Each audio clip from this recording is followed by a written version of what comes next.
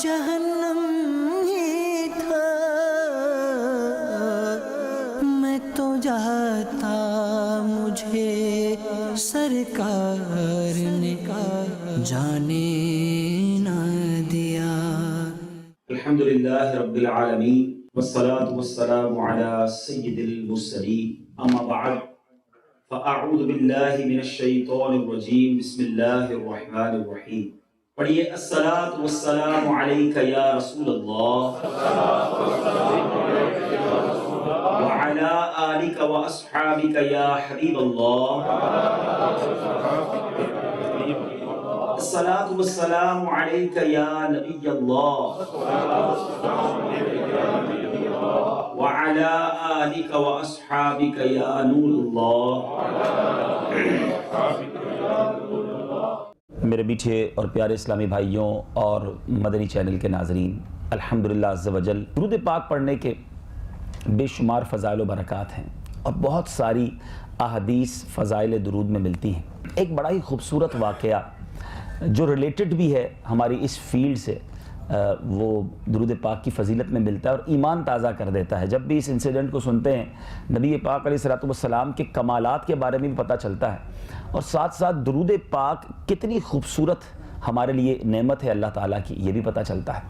ماجرا یہ تھا کہ سرکار دو عالم صلی اللہ علیہ وسلم کا دور ہے، اور صحابہ کرام علیہم رضوان کے ساتھ میرے آقا کہیں جہاد کے لیے تشریف لے جا رہے تھے۔ ایک پورا قافلہ تھا، کیراوان تھا، اور ڈیورنگ دیٹ پرٹیکولر ٹریول یہ اناؤنس ہوا کہ قافلے والے رک جائیں اور اب پڑاؤ ڈال کر اپنی ضروریات، اپنی طبعی حاجات وغیرہ سے فارغ ہو جائیں۔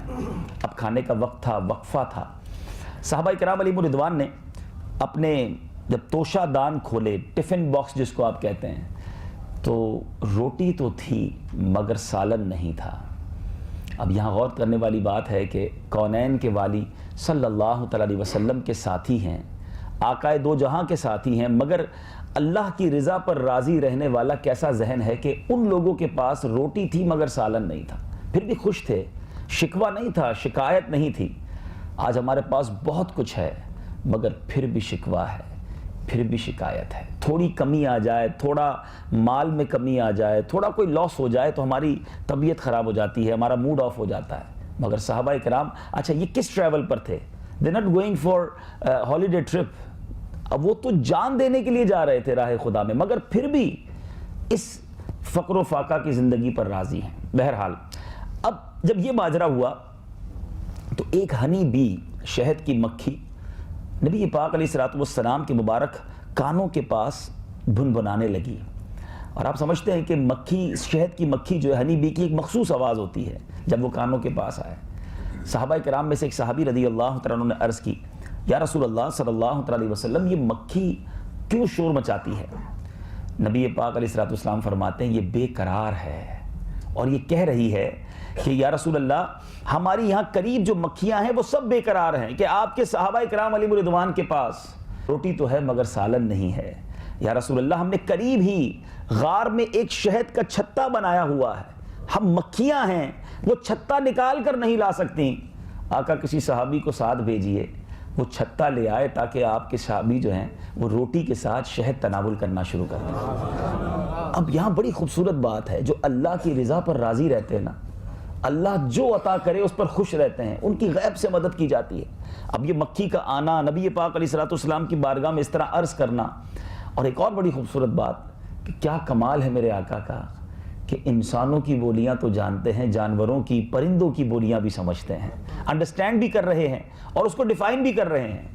اب سبحان اللہ، پیارے آقا علیہ السلام نے مولا علی کرم اللہ تعالی وجہ الکریم سے ارشاد فرمایا کہ اے علی، اس کے ساتھ جاؤ اور جا کر شہد کا چھتا لے آؤ۔ مولا علی کرم اللہ تعالی وجہ الکریم اسے فالو کرتے رہے، ایک غار میں پہنچے، شہد کا چھتا موجود تھا، اسے لے کر آئے، اور تھوڑی دیر بعد وہ صحابہ جو روٹی without any gravy, without any سالن وہ کھا رہے تھے، اب شہد کے ساتھ صفاف میٹھا شہد کھا رہے ہیں۔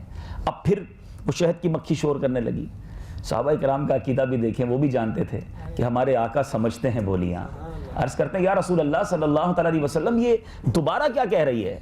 اب نبی پاک علیہ السلام نے فرمایا کہ میں نے اس سے ایک سوال کیا ہے، یہ اس کا جواب دے رہی ہے۔ ایک اور زبردست کمال، سمجھنا کسی کی بولی واقعی سگنیفیکنٹ ہے، مگر اس کو سمجھا دینا اپنی بات یہ بھی بہت بڑا کمال ہے۔ تو میرے آقا نے گویا کوسچن کیا، وہ بھی وہ سمجھ گئی، اور اب وہ جواب دے رہی۔ نبی پاک علیہ الصلوۃ والسلام نے کوسچن کیا کہ تمہاری خوراک کیا ہے، کس طرح پریپیئر کرتی ہو ہنی کو؟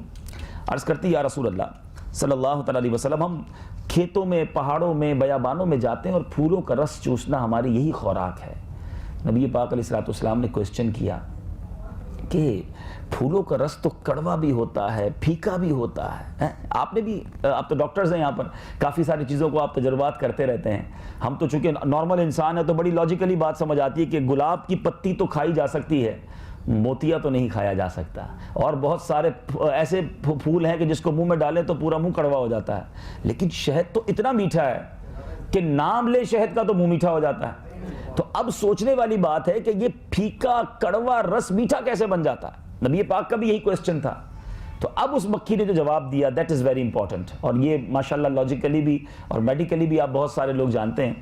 اب وہ جو ہے وہ کہتی ہے، وہ مکھی کہتی ہے کہ یا رسول اللہ صلی اللہ تعالیٰ علیہ وسلم، جب ہم پھولوں کا رس چوسنے جاتے ہیں we always travel in one caravan, ہم ایک قافلے کی صورت میں، ایک جتھے کی صورت میں ٹریول کرتے ہیں، اور ہمارا ایک گروپ لیڈر ہوتا ہے، ہمارا ایک سردار ہوتا ہے، اور یا رسول اللہ صلی اللہ تعالی وسلم جب ہم پھولوں کا رس چوس کر واپس اپنے چھتے کی طرف اڑتی ہیں تو ہمارا جو وہ سردار ہوتا ہے، جو لیڈر ہوتا ہے، وہ آپ پر درود پڑھنا شروع کر دیتا ہے، اور اس کی دیکھا دیکھی ہم جتنی مکھیاں ہیں سب یا رسول اللہ آپ علیہ الصلوۃ والسلام کی بارگاہ میں درود بھیجتے ہیں۔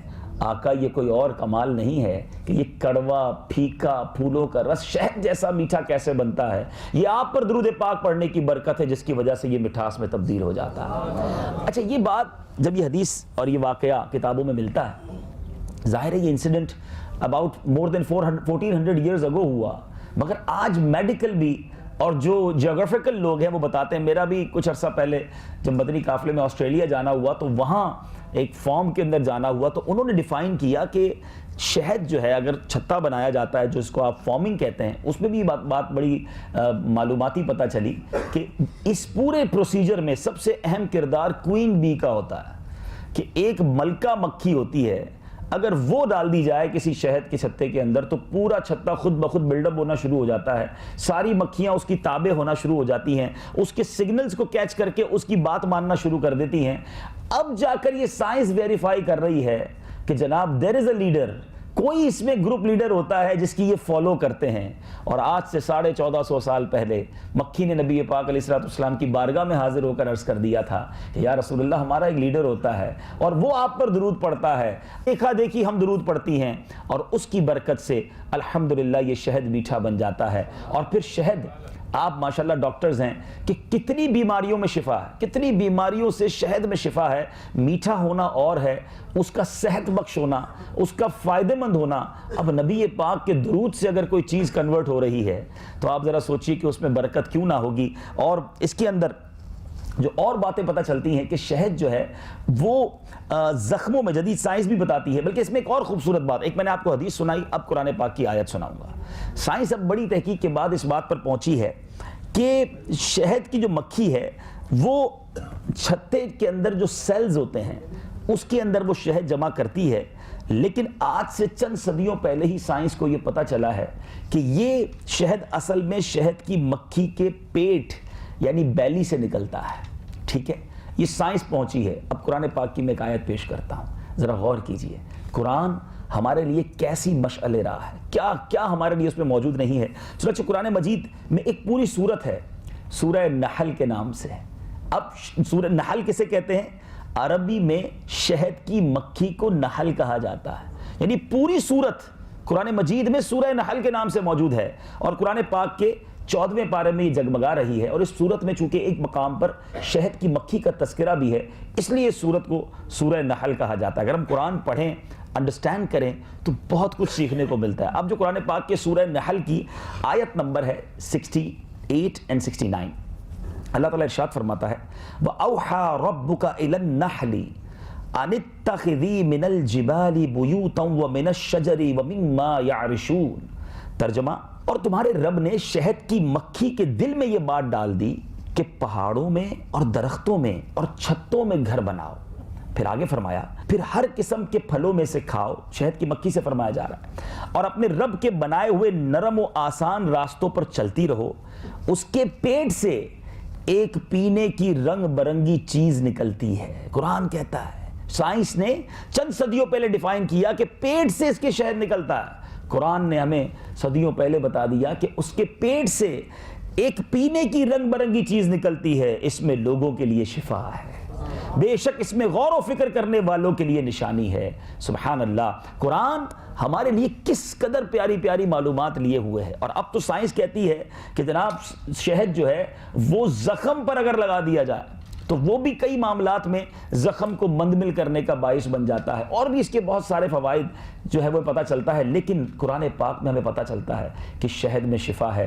تو بہرحال بات چلی تھی درود پاک کی فضیلت پر. ایک بڑی خوبصورت بات اس بڑے خوبصورت واقعے سے علماء ایکسٹریکٹ کر کے ہمیں بتاتے ہیں کہ جب شہد پھولوں کا کڑوا پھیکا رس درود پاک کی برکت سے میٹھا ہو سکتا ہے, تو اگر کوئی شخص چاہتا ہے کہ اس کے جو زندگی میں کڑواہٹ ہے, اس کی زندگی میں گناہوں کی وجہ سے پھیکاوٹ ہے, وہ نیکیوں میں تبدیل ہو جائے, تو اسے بھی چاہیے اپنی لائف کے اندر درود پاک شامل کر لے, کثرت سے درود پاک پڑھتا رہے. اس کی لائف کے اندر جو گناہوں کی کڑواہٹ ہے وہ نیکیوں کی مٹھاوٹ سے جو ہے تبدیل ہو جائے گی. آئیے محبت کے ساتھ درود پاک پڑھ لیں. اللہم صلی علی سیدنا و مولانا محمد عدد ما فی علم اللہ صلاۃ دائمۃ بدوام ملک اللہ. چونکہ ہمارے ساتھ ڈاکٹرز موجود ہیں اور میڈیکل سے تعلق رکھنے والے اسلامی بھائی ہیں, اسلام سائنسی معلومات اور طب کے بارے میں کیا کہتا ہے. یاد رہے کہ مسلم شریف کی حدیث ہے, اللہ عز و جل کے پیارے حبیب صلی اللہ علیہ وسلم کا فرمان صحت نشان ہے, ہر بیماری کی دوا ہے. جب دوا بیماری تک پہنچا دی جاتی ہے تو اللہ عز و جل کے حکم سے مریض اچھا ہو جاتا ہے. ہر بیماری کی دوا موجود ہے. یہاں بعض اوقات یہ بات کہی جاتی ہے کہ جناب لا علاج مریض ہے, یا اس کی دوا بیان نہیں ہوئی ہے, اس کی دوا اب تک ہم نہیں پہنچے.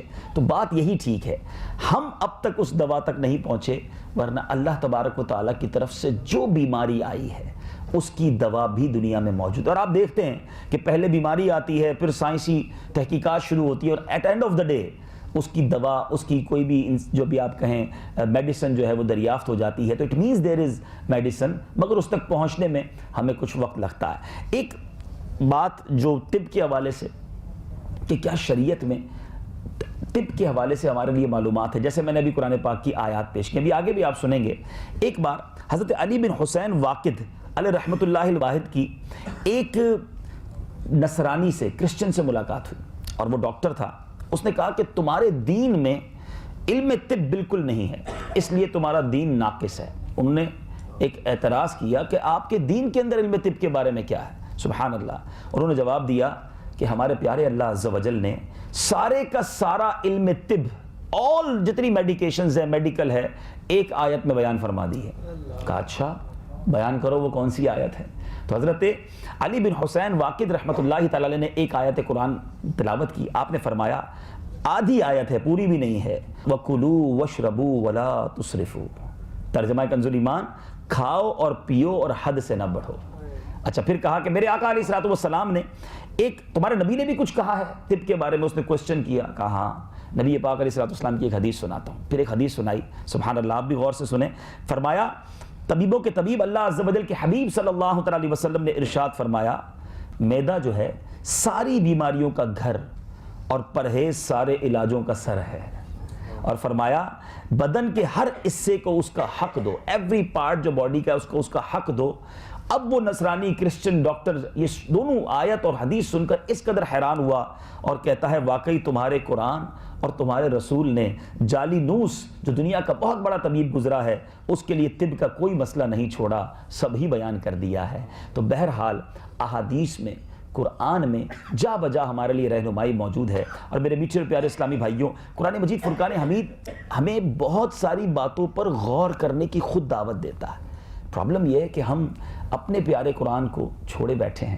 ہم بہت سارے دیگر لوگوں کو تو پڑھتے ہیں, بہت ساری دیگر کتب کو بڑے غور سے پڑھتے ہیں, اور پھر آپس میں ڈسکس بھی کرتے ہیں. آپ نے پڑھا فلاں کو, آپ نے اس کی تحقیق پڑھی, حرج نہیں ہے پڑھنے میں, لیکن جو قرآن بینگ اے مسلم ہم پر پڑھنا ضروری ہے، کیا اس سے ہم نے پڑھ کر کچھ رہنمائی حاصل کی؟ اللہ تبارک و تعالیٰ قرآن مجید میں کیا ارشاد فرماتا ہے؟ چنانچہ چوتھے پارے میں ارشاد ہوتا ہے، بے شک آسمانوں اور زمین کی پیدائش اور رات اور دن کی باہم تبدیلی میں عقل مندوں کے لیے نشانیاں ہیں۔ جو یہ تبدیلی ہو رہی ہے، رات اور دن بدل رہے ہیں، آسمانوں اور زمین کی جو پیدائش ہے، اس میں غور و فکر کرنا ہے۔ اور میرے میٹھے اسلامی بھائیو، حضرت عبداللہ ابن عباس رضی اللہ تعالیٰ عنہما فرماتے ہیں کہ میں حضرت میمونہ رضی اللہ تعالیٰ عنہا کے گھر رات میں ٹھہرا، نبی پاک علیہ الصلوۃ والسلام بھی ان کے یہاں موجود تھے، آرام فرما رہے تھے۔ جب رات کا تہائی حصہ گزرا تو میرے آقا علیہ الصلوۃ والسلام بیدار ہوئے، پھر آسمان کی طرف نظر اٹھا کر ان آیات مبارکہ کی تلاوت فرمائی۔ اور پھر کیا فرمایا کہ تلاوت کے بعد ارشاد فرمایا کہ اس پر افسوس ہے جو آیت پڑھے اور اس میں غور نہ کرے۔ یعنی ان چیزوں میں ہمیں گویا غور و تفکر کی اس سائنسی جو عمل ہے، اس پر ہمیں غور کرنے کے بارے میں فرمایا جا رہا ہے۔ اللہ تبارک و تعالیٰ ایک اور جگہ قرآن مجید میں ارشاد فرماتا ہے، الذین یذکرون اللہ قیاما وقعودا وعلی جنوبہم ویتفکرون فی خلق السماوات والارض ربنا ما خلقت هذا باطلا سبحانک فقنا عذاب النار۔ ترجمہ سنیے اور غور کیجئے قرآن کس طرف ہماری رہنمائی کر رہا ہے۔ ارشاد ہوتا ہے، جو کھڑے اور بیٹھے اور پہلوؤں کے بل لیٹے ہوئے اللہ کو یاد کرتے ہیں اور آسمان اور زمین کی پیدائش میں غور کرتے ہیں، اے ہمارے رب، تو نے یہ سب بیکار نہیں بنایا، تو پاک ہے اور تو ہمیں دوزخ کے عذاب سے بچا لے۔ یہاں عقل مندوں کا بیان ہے، اور عقل مندوں کے لیے کہا گیا، جو اولی الالباب ہیں ان کے لیے کہا گیا کہ وہ اس میں غور کرتے ہیں۔ اب آج ہم نارملی ڈسکس کرتے ہیں کہ بڑا بریلینٹ مائنڈ ہے، مگر قرآن کس کو عقل مند کہہ رہا ہے؟ کچھ علماء نے اس کی تفسیر میں لکھا، عقل مند لوگ کون ہیں؟ اس آیت سے ایکسٹریکٹ کر کے ہمیں بتایا جا رہا ہے کہ عقل مند لوگ کھڑے، بیٹھے اور بستروں پر لیٹے ہر حال میں اللہ تعالیٰ کا ذکر کرتے ہیں۔ مولا کریم کی یاد ہر وقت ان کے دلوں پر چھائی رہتی ہے۔ اور دوسری بات جو عقل مندوں کے بارے میں پتہ چلی، چیک کرتے جائیں ان عقل مندوں میں میں شامل ہوں کہ نہیں۔ پھر فرمایا، عقل مند لوگ کائنات میں غور و فکر کرتے ہیں، آسمانوں اور زمین کی پیدائش اور کائنات کے دیگر عجائبات میں غور کرتے ہیں، اور ان کا مقصد اللہ تعالیٰ کی عظمت و قدرت کا زیادہ سے زیادہ علم حاصل کرنا ہوتا ہے۔ ایک اور جگہ فرمایا کہ اللہ تعالیٰ کی بارگاہ میں دوزخ کے عذاب سے پناہ مانگتے ہیں۔ اب فی زمانہ جو ہے مسلمان کا اللہ تبارک و تعالیٰ کی قدرت میں غور و فکر کرنا نام کو رہ گیا ہے۔ آج ہمارا حال یہ ہے کہ ہمارا علم کی حد کیا ہے؟ بھوک لگی تو کھانا کھا لیا، پیاس لگی تو پانی پی لیا، کام کاج سے تھک گئے تو سو لیا، جب کسی پر غصہ آیا تو جھگڑا کر کے اسے ٹھنڈا کر لیا۔ الغرض اپنے تن کی آسانی میں انسان مست نظر آ رہا ہے۔ جو شریعت کے احکام ہیں اور اللہ کی اس بنائی ہوئی کائنات اور اس میں جو غور و تفکر کے بارے میں ہمیں قرآن کہتا ہے، یاد رہے سائنس جو ہے جن چیزوں کو ڈسکس کرتی ہے، قرآن میں 1000 کے قریب ایسی آیات ہیں جو ہمیں گویا سائنسی علوم جو دنیا کے اندر رب کی قدرت کے نظارے ہیں اس کی طرف ہماری توجہ دلاتی ہے۔ مگر کیا ہم قرآن پاک کے نور سے اپنے دلوں کو منور کر رہے ہیں؟ اب یہ بڑی خوبصورت صورت ہے، میں آپ سب کو دعوت دوں گا کہ قرآن پاک کو ضرور پڑھیے، لیکن خاص طور پہ جو پارہ 30ویں پارے کی پہلی صورت ہے، سورہ نبا جس کو کہا جاتا ہے۔ اب دیکھیں اللہ تعالیٰ نے کس طرح ہمیں انڈیکیٹ کیا ہے، سبحان اللہ۔ ارشاد ہوتا ہے، فرمایا الم نجعل الارض مہادا، کیا ہم نے زمین کو بچھونا نہ کیا، والجبال اوتادا، اور پہاڑوں کو میخیں یعنی کیلیں بنا کر پہاڑوں کے ذریعے زمین کو جو نصب کی گئی ہیں، فرمایا وخلقناکم ازواجا، اور تمہیں جوڑے بنایا، وجعلنا نومکم سباتا، اور رات کس لیے بنائی؟ فرمایا اور تمہاری نیند کو آرام کیا، وجعلنا اللیل لباسا، اور رات کو پردہ پوش کیا۔ دن کس لیے بنایا؟ فرمایا وجعلنا النہار معاشا، اور دن کو روزگار کے لیے بنایا۔ پھر آگے اپنی قدرت کے بارے میں ارشاد فرما رہا ہے وَبَنَيْنَا فَوْقَكُمْ سَبْعًا شِدَادًا، ارشاد ہوتا ہے اور تمہارے اوپر 7 مضبوط چنائیاں تعمیر کی، 7 آسمان بنائے۔ فرمایا وَجَعَلْنَا سِرَاجًا وَهَّاجًا، فرمایا اور ان میں ایک نہایت چمکتا چراغ رکھا، ایسا سورج، دنیا کی ساری لائٹیں ایک طرف، اور سورج دیکھیں اس کی روشنی کہاں کہاں پہنچتی ہے۔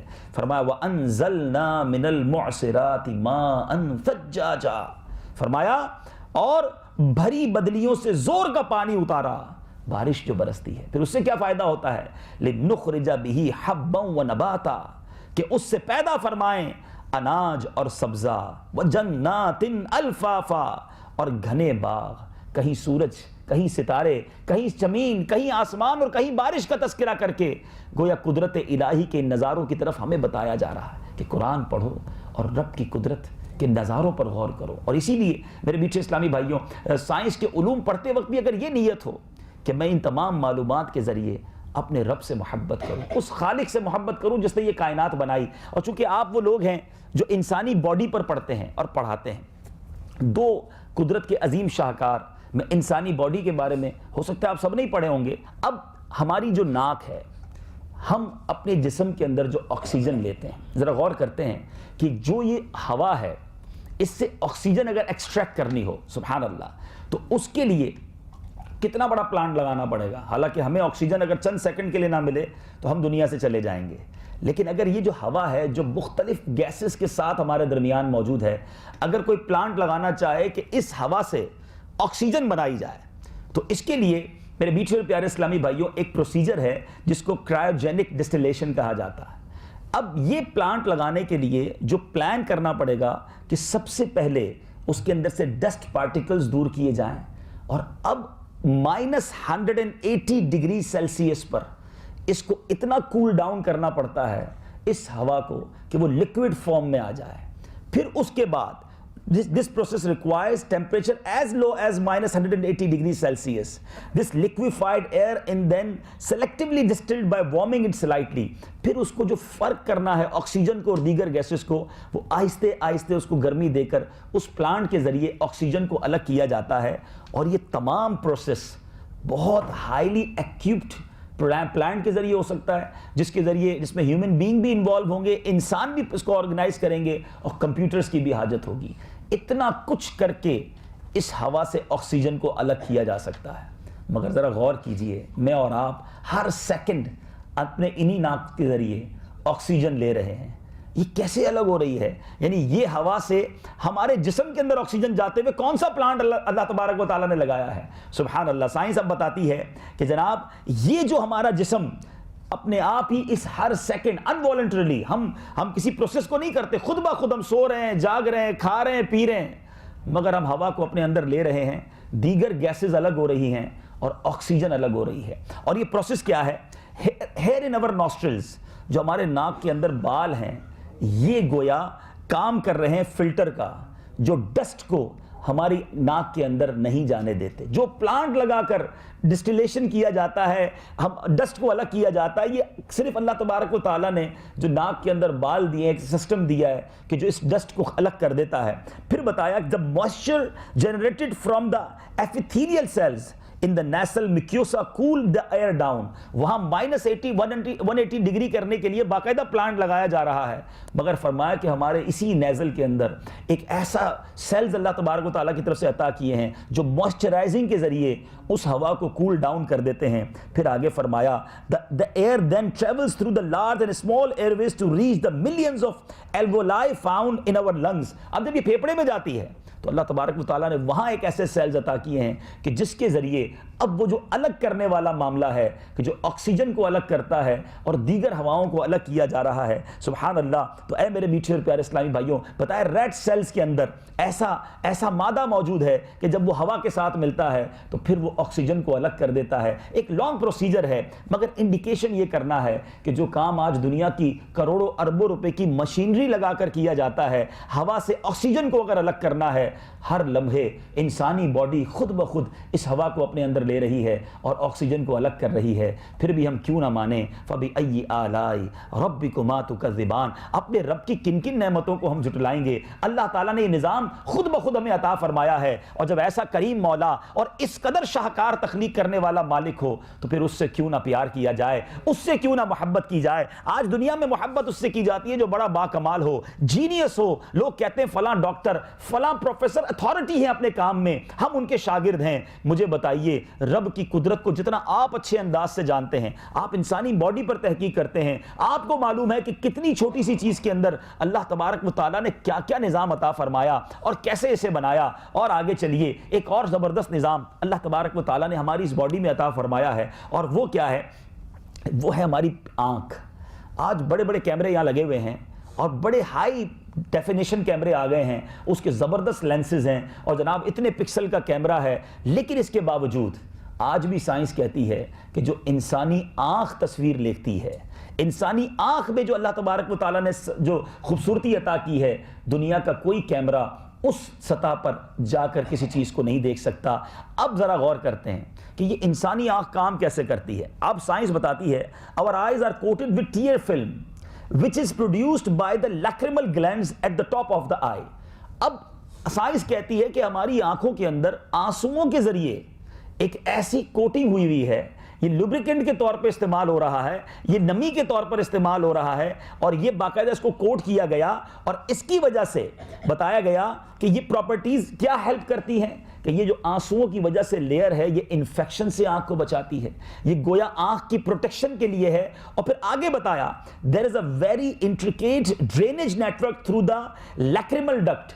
अब आपकी इन आंसुओं के लिए जो डक्ट बनाया, जो जिसको निकासी का इंतजाम है, वो हमारे गले और हमारी नाक के जरिए ऐसा एक निज़ाम है कि आंसू वहां से पास ऑन हो जाते हैं, नए डेवलप हो जाते हैं। अब जब हम रोते हैं तो नाक भी बहना शुरू हो जाती है, तो गोया ये कनेक्शन है।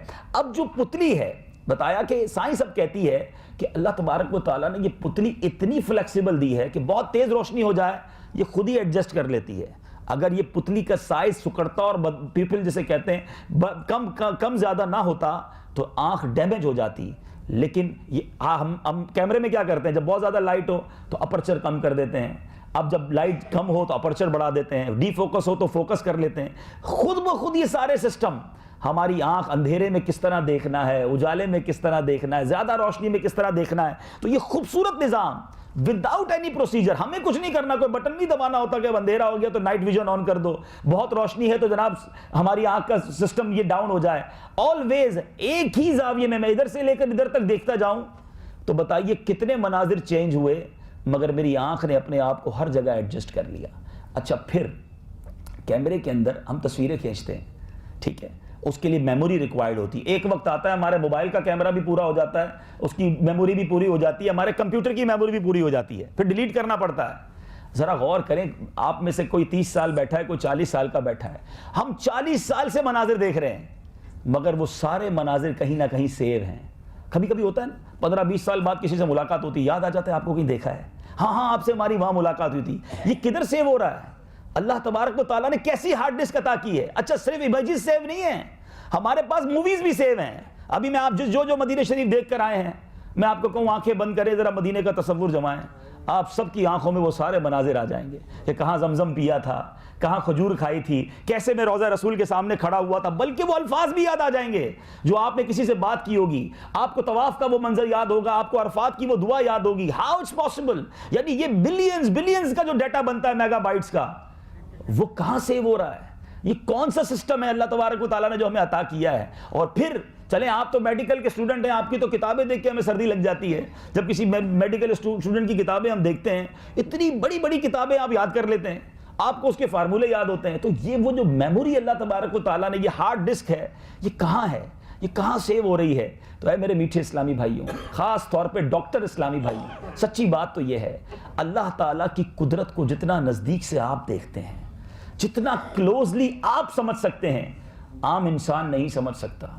तो जब रब की कुदरत को इतना जानते हो तो फिर रब से प्यार का मयार कितना होना चाहिए, उससे मोहब्बत और उस पर भरोसे और उस पर ट्रस्ट का मयार कितना होना चाहिए। आपकी साइंस चाहे कितनी तरक्की कर जाए, मगर आप इस बात के शाहिद हैं कि आप सारे प्रोसीजर कर लें, आपकी मेडिकल कहती है कि बंदा 100% फिट है, और एक वक्त आता है कि वो दुनिया से अचानक चला जाता है, उसकी एक्सपायरी की वजह आपके पास कोई नहीं होती, और वो बात इंडिकेट करती है कि कोई है। और बिल्कुल इसी तरह हमें कई बार ऐसा तजुर्बा हुआ कि डॉक्टर्स कह देते हैं जनाब अब 1 हफ्ते का मेहमान है, इसके अंदर अब कुछ नहीं बचा, अब ये कभी भी दुनिया से जा सकता है, और बाज़ औक़ात वो सालों जी जाता है क्योंकि उसका वक्त नहीं आया होता।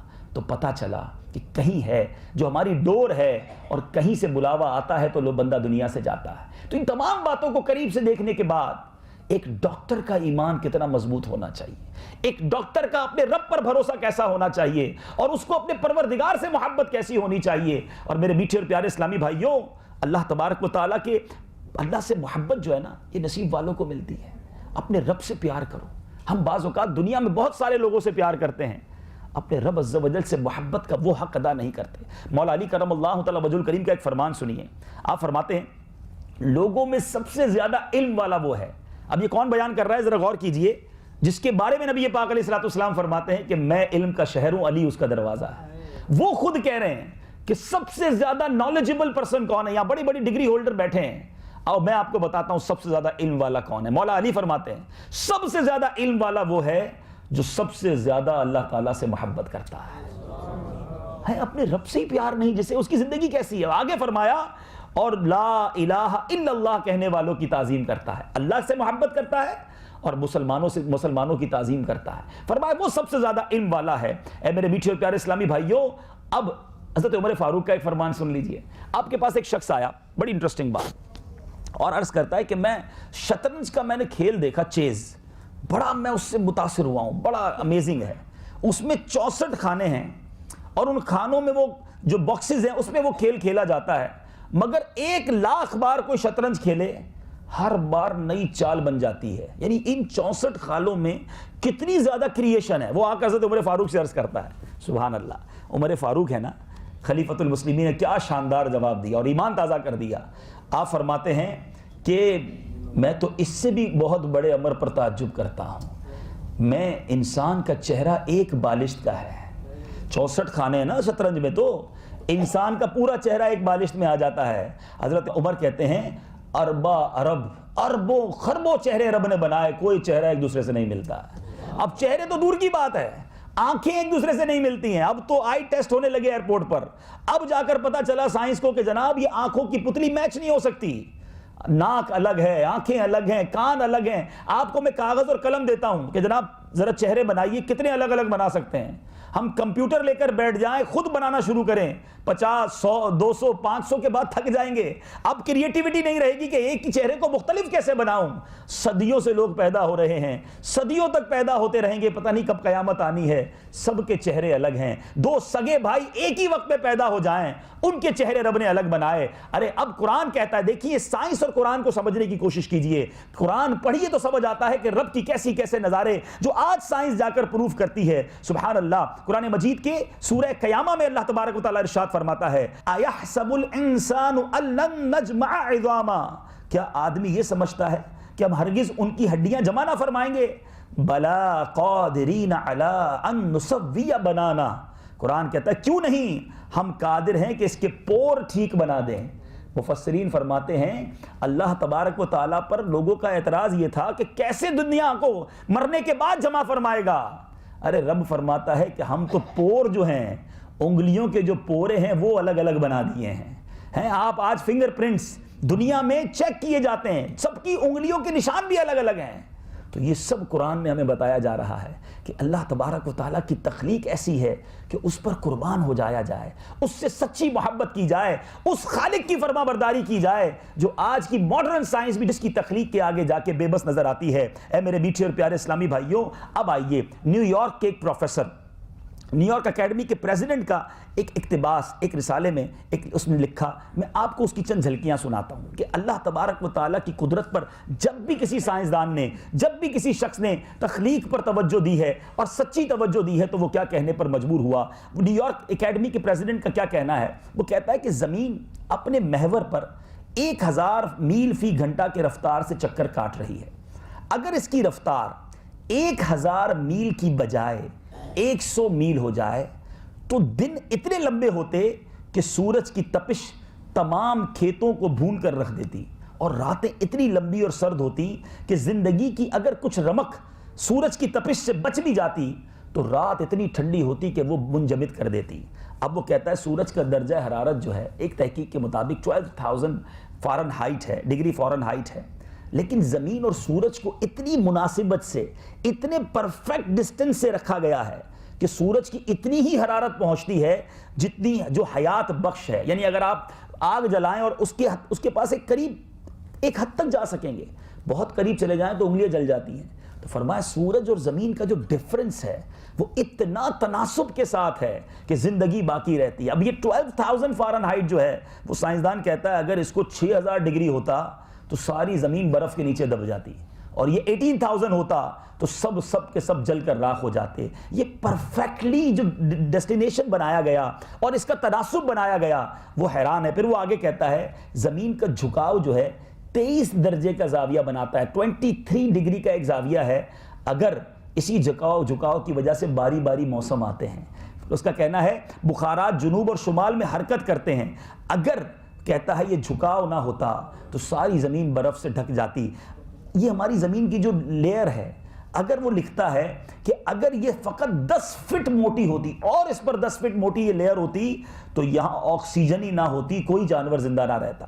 اسی طرح سمندر اگر چند فٹ اور گہرے ہوتے تو ساری کاربن ڈائی آکسائڈ اور آکسیجن صرف ہو جاتی اور روئے زمین پر کوئی سبز پتا نظر نہ آتا. ان تمام تخلیق کے بعد وہ لکھتا کیا ہے؟ That is the main thing. وہ لکھتا ہے اس حکیمانہ نظام پر غور کرتے ہوئے ہم اس نتیجے پر پہنچتے ہیں کہ یہ کارخانہ ہستی اتفاقاً مارز وجود میں نہیں آیا, بلکہ ایک حکیم و دانا خالق نے اس کی تخلیق فرمائی ہے, ورنہ زندگی کا یہاں کوئی امکان نہ تھا. آپ ڈسپلن کی بات کرتے ہیں, ذرا ڈسپلن تو دیکھیں کہ سورج نے جس وقت نکلنا ہے اسی وقت نکلنا ہے. 2 دسمبر سن 1800 میں جتنے بجے سورج نکلا تھا, آج 2 دسمبر 2015 کو بھی سورج اتنے بجے ہی نکلا ہے. ہمارے فجر کے ٹائمز ہیں 2 دسمبر کو جو غروب آفتاب کا وقت تھا سن 1800 میں, آج سن 2015 میں بھی 2 دسمبر غروب آفتاب اسی وقت ہوگا. Look at the discipline. اچھا, یہ جو ڈسپلن ہے, یہ سورج اپنے محور میں ہے, چاند اپنے طبق پر گزر رہا ہے. سائنس تو آج کہتی ہے نا. آؤ میں آپ کو قرآن پاک کی آیات سناتا ہوں, اور آپ نے یہ آیتیں کئی بار خود پڑھی ہیں. بڑی مشہور سورت سورہ یاسین. سبحان اللہ, قرآن کہتا ہے وَالشَّمْسُ تَجْرِي لِمُسْتَقَرٍّ لَهَا ذَلِكَ تَقْدِيرُ الْعَزِيزِ الْعَلِيمِ وَالْقَمَرَ قَدَّرْنَاهُ مَنَازِلَ حَتَّى عَادَ كَالْعُرْجُونِ الْقَدِيمِ لَا الشَّمْسُ يَنبَغِي لَهَا أَن تُدْرِكَ الْقَمَرَ وَلَا اللَّيْلُ سَابِقُ النَّهَارِ وَكُلٌّ فِي فَلَكٍ يَسْبَحُونَ. آیتیں سنی کئی بار ہوں گی, آج اس کے ترجمے پر اس پوری ڈیفینیشن کے بعد غور سنو کہ قرآن ہمیں کتنا پہلے بتا رہا ہے. قرآن کہتا ہے اور سورج چلتا ہے اپنے ایک ٹھہراؤ کے لیے, یہ حکم ہے زبردست علم والے کا, اور چاند کے لیے ہم نے منزلیں مقرر کی, یہاں تک کہ پھر ہو گیا جیسے کھجور کی پرانی ڈال یعنی ٹہنی سورج کو نہیں پہنچتا کہ چاند کو پکڑ لے, اور نہ رات دن پر سبقت لے جائے. ہر ایک گھیرے میں پیر رہا ہے. Everything will going smoothly with their destination. اور جو ان کو حکم دیا گیا ہے, رات اپنے وقت آتی ہے, دن اپنے وقت آتا ہے, سورج اپنی چال پر ہے, چاند اپنی چال پر ہے. اگر ڈسپلن نہ ہوتا کبھی سورج چاند سے ٹکرا جاتا, کبھی زمین کسی سیارے سے ٹکرا جاتی. اے میرے میٹھے اور پیارے اسلامی بھائیوں, یہ تمام باتیں, قدرت کے یہ تمام نظارے اور قرآن پاک کی تمام آیتوں سے ہمیں بار بار گویا بتایا جا رہا ہے اپنے رب کی قدرت پر ایمان لے آؤ اور اپنے رب سے محبت کرو. اے میرے میٹھے اور پیارے اسلامی بھائیوں, قرآن پاک میں کئی مقام پر اللہ تعالیٰ نے اپنی عجیب و غریب تخلیق پر ہماری توجہ دلائی. سبحان اللہ, قرآن پاک کی کتنی خوبصورت آیت ہے. افلا ينظرون الى الابل كيف خلقت والى السماء كيف رفعت وَإِلَى الْجِبَالِ كَيْفَ نُصِبَتْ وَإِلَى الْأَرْضِ كَيْفَ سُطِحَتْ. قرآن کہتا ہے تو کیا اونٹ کو نہیں دیکھتے کیسا بنایا گیا؟ اونٹ اللہ تعالیٰ قرآن میں بھی بتا رہا ہے کہ یہ کیسی میری مخلوق ہے, ذرا دیکھو. کئی دن تک بھوکا رہ جاتا ہے, اس کو پانی نہ ملے کئی دن جی لیتا ہے. اور پھر فرمایا وَإِلَى السَّمَاءِ كَيْفَ رُفِعَتْ. یہ آسمان, اس پر توجہ کیوں نہیں کرتے؟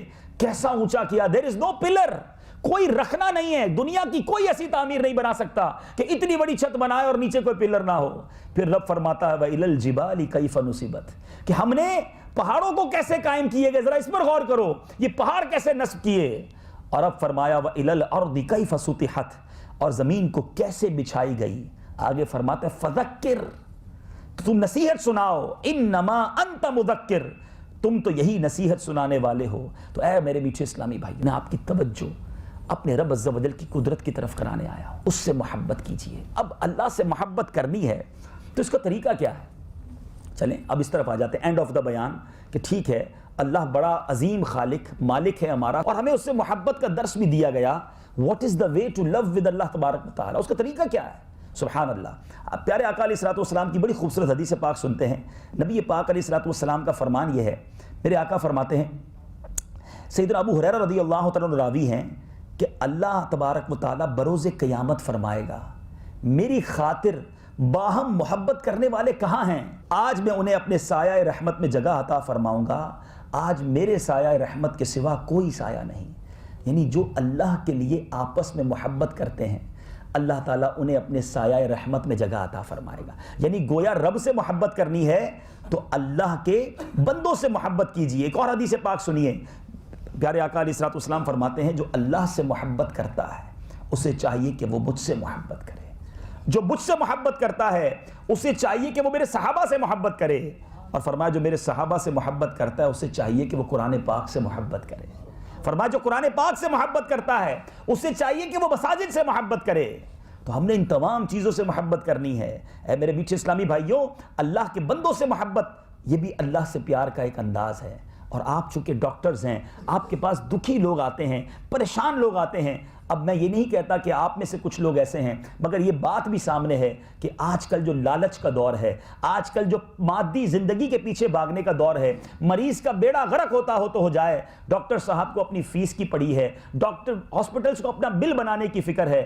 خدا را ایسا نہ کریں. اللہ تعالیٰ نے آپ کو ایک ایسے عظیم پیشے سے وابستہ کیا ہے، لوگوں کے دکھ دور کرنے کا آپ کو یہ موقع ملا ہے. اور ایسی ایسی احادیث ہیں کہ جو کسی کے دکھ دور کرتا ہے اللہ اس کے دکھ دور کر دیتا ہے، جو کسی کی مدد کرتا ہے اللہ اس کی مدد فرماتا ہے. کئی ڈاکٹرز ماشاءاللہ ہمارا بھی جانا ہوتا ہے، اتنے خدا ترس ہوتے ہیں کہ بعض اوقات خود کہہ دیتے ہیں کہ اب اگلی بار ہمارے پاس آنے کی ضرورت نہیں ہے، اگر یہ دوائی لے جاؤ، اب آگے جا کے کوئی پرابلم ہو تو یہ کر لینا، ورنہ مجھے فون کر لینا. لیکن کچھ جگہ پر ایسا ہوتا ہے بار بار بلایا جاتا ہے اور بعض مریضوں کو بہت زیادہ تنگ کیا جاتا ہے. اللہ سے محبت کرنی ہے، اللہ کے بندوں سے محبت کیجئے. نبی پاک علیہ الصلوۃ والسلام کا فرمان سناتا ہوں. میرے آقا فرماتے ہیں مومن ایک دوسرے کے خیر خواہ اور آپس میں محبت کرنے والے ہوتے ہیں، اور اگرچہ ان کے شہر مختلف ہوں، یعنی ایک دوسرے کو جانتے بھی نہ ہوں، مگر محبت کرنے والے اور خیر خواہ ہوتے ہیں. اور منافق کے بارے میں فرمایا وہ ایک دوسرے سے دھوکہ کرنے والے ہوتے ہیں، اگرچہ ان کے شہر ایک ہی ہوں، ایک ہی شہر میں رہتے ہوں گے مگر ایک دوسرے کو دھوکہ دے رہے ہوں گے. فرمایا یہ منافق ہے. مومن کون ہوتا ہے؟ جانے نہ جانے، شہر بھی دوسرا ہو، میرا مسلمان بھائی ہے، اس کا خیر خواہ ہوتا ہے. ایک اور حدیث سنیے، اور کتنی خوبصورت حدیث پاک ہے. میرے آقا علیہ الصلوۃ والسلام فرماتے ہیں کچھ لوگوں، اللہ کرے ایسے لوگوں میں بھی شامل ہو جاؤں، آپ بھی شامل ہو جائیں. کہیے آمین. حدیث سنیے، ایمان تازہ ہو جائے گا. نبی پاک علیہ الصلوۃ والسلام فرماتے ہیں کچھ لوگ ایسے ہیں جنہیں اللہ عز و جل نے لوگوں کی حاجتیں پوری کرنے کے لیے پیدا فرمایا ہے. آئے ہائے، میں جب پڑھا میں نے کہا کیسے لوگ ہوں گے؟ اللہ نے بنایا اس لیے، پیدا ہی اس لیے کیا کہ وہ لوگوں کی حاجتیں پوری کرے. کاش میرے سارے ڈاکٹر بھائی اپنے لیے ذمہ داری لے لیں کہ بس میں ایسا بن جاؤں. آگے اس کی فضیلت سنو گے آپ، ایمان تازہ ہو جائے گا. فرمایا لوگ حاجت کے وقت ان سے رجوع کرتے ہیں، یہی وہ لوگ ہیں جو قیامت کے دن اللہ عز و جل کے عذاب سے محفوظ ہوں گے. مجھے سچ بتائیے ڈاکٹر صاحبان، خود غور کر لیجئے، اگر میں یہاں لوگوں کا خیر خواہ بن جاؤں اور مجھے قیامت کے دن عذاب نہ دیا جائے، مجھے معاف کر دیا جائے، مجھے جنت میں بھیج دیا جائے، اس سے بڑی نعمت کون سی ہے؟ یہاں تھوڑا بینک بیلنس تو بڑھ جائے، یہاں تھوڑی واہ واہ تو ہو جائے، اور اللہ نہ کرے آخرت میں عذاب میرا مقدر ہو. سودا کون سا مہنگا ہے آپ خود ڈیسائیڈ کیجئے. ہم نے جانا کس پاتھ پر ہے. دیکھیں آپ ڈاکٹرز ہیں لیکن ڈاکٹرز کے پاس بھی کوئی ایسی دوا نہیں ہے کہ اس نے نہیں مرنا. ڈاکٹر بھی دنیا سے جاتا ہے، ڈاکٹر نے بھی اس دنیا سے جا کر کہیں جواب دینا ہے. آپ چاہیں تو بہت سارے نیکی کے کام کر سکتے ہیں، بلکہ میں تو یہ سمجھتا ہوں کہ جتنی دھیان سے مریض ڈاکٹر کی بات سنتا ہے بعض اوقات اتنی اپنے گھر والوں کی نہیں سنتا. اگر آپ دوائی دیتے دیتے اسے نماز کی دعوت بھی دے دیں کہ آپ یہ دوائی بھی لے جائیں لیکن ایک کام کریں 5 وقت نماز پڑھیے گا. اگلے ہفتے جب مجھے دکھانے آئیں گے نا تو مجھے یہ بھی بتائیے گا آپ نے کتنی نمازیں پڑھی. یہ وہ پیغام ہے. آپ کے چند جملوں سے اگر کوئی نمازی بن گیا ثواب آپ کو مل جانا ہے. آپ کسی کو جناب بہت ساری نیکی کی دعوت آپ یعنی ایک کام کرتے ہیں نا، آج اس چھوٹے سے سیشن میں اگر ایک میسج ہم لے جائیں کہ میں جہاں جسمانی بیماریاں دور کرنے کی کوشش کرتا ہوں وہاں اب اسی کلینک اسی ہاسپٹل میں بیٹھ کر میں انشاءاللہ گناہوں کی بیماری دور کرنے کی بھی کوشش کروں گا. اور یاد رکھیں ڈاکٹر صاحبان، جو جسمانی بیماری ہے نا اس کا رزلٹ کیا ہے؟ اینڈ آف دا ڈے اگر کوئی نہیں کیور ہوتا تو وہ دنیا سے چلا جائے گا، ٹھیک ہے، لیکن بیماری تو بعض اوقات گناہوں کا کفارہ بھی ہے کہ اگر صبر کرے انسان تو گناہ بھی معاف ہو جاتے ہیں. لیکن جو گناہوں کی بیماری ہے نا، جو دل کے امراض ہیں، باطنی امراض جسے کہا گیا، وہ بیماریاں ہیں جو ایمان برباد کر دیتی ہیں. حسد، غیبت، تکبر، ریاکاری، بہت لمبی لسٹ ہے. ڈاکٹر کو کم از کم آپ کو بہت ساری ڈیزیز کے بارے میں پتا ہے، کیا آپ کو باطنی بیماریوں کے بارے میں پتا ہے؟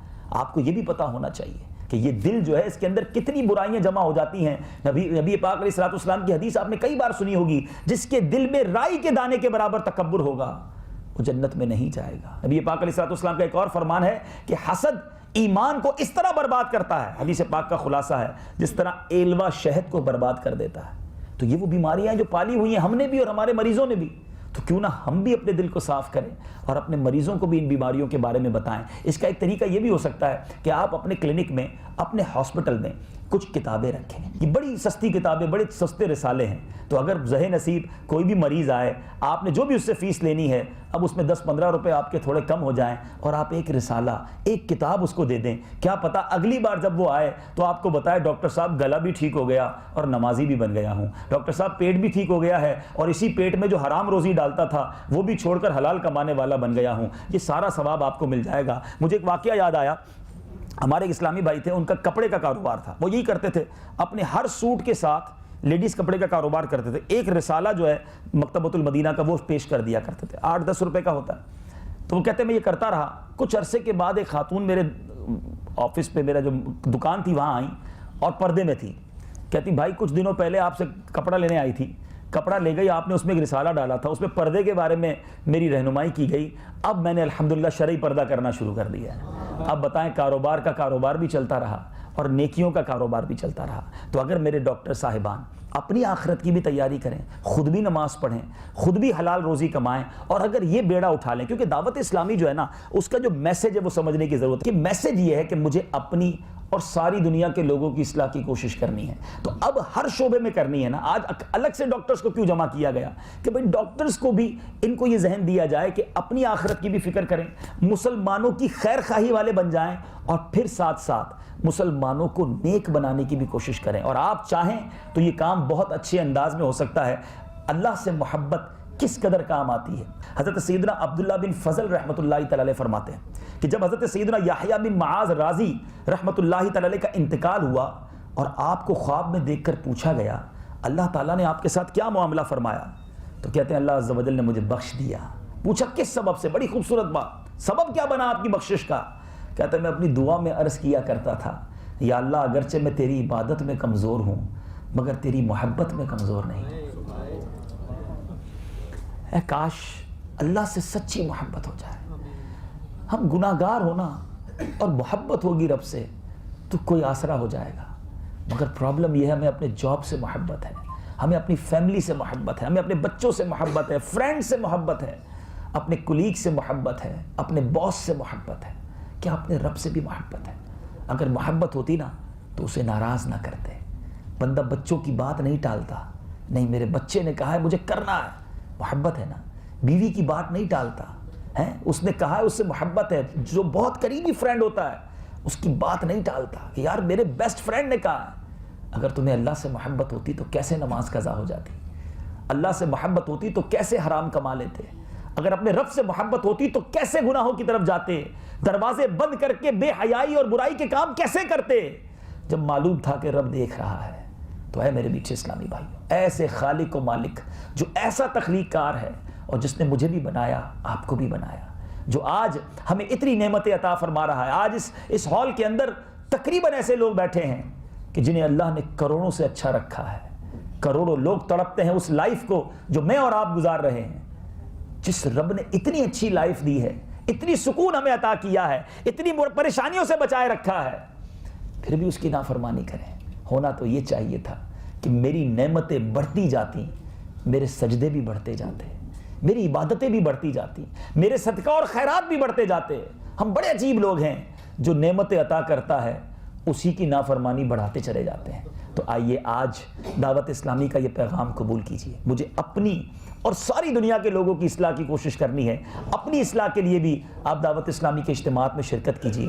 مدنی چینل کی دعوت، اے زہ نصیب ایک مشورہ تو میرا قبول کر لیجیے کہ اپنے کلینک میں، اپنے ہاسپٹل میں، جہاں جہاں ویٹنگ ایریاز ہیں وہاں مدنی چینل لگا دیجیے۔ آپ کے پاس آنے سے پہلے مریض جو باہر بیٹھا ہے اگر وہ مدنی چینل دیکھتا رہے گا، 1 منٹ بھی دیکھے گا، کیونکہ اس میں کوئی ایڈورٹائزمنٹ نہیں ہے، کوئی میوزک نہیں ہے، کوئی بے پردہ عورت نہیں، صرف اسی طرح کی باتیں ہیں۔ اب اگر وہ اتنی دیر آپ کے پاس آنے سے پہلے کچھ نیکی کی بات سیکھے گا اس کا ثواب بھی آپ کو ملے گا. تو یہ کم از کم آپ یہ, اور جب آپ کے پاس مریض آئے اسے بھی مدنی چینل کی دعوت دیں, انشاءاللہ وہ گناہوں سے بچنے والا بن جائے گا, اس کی نیکیاں بھی آپ کو ملیں گی. اللہ تعالیٰ مجھے بھی آپ کو بھی اپنی سچی محبت عطا فرمائے. اے کاش ہم رب سے سچی محبت کرنے والے بن جائیں اور اللہ تبارک و تعالیٰ کے سچے فرما برداروں میں شامل ہو جائیں. میرے اعمال کا بدلہ تو جہنم ہی تھا, میں تو جاتا مجھے سرکار نے جانے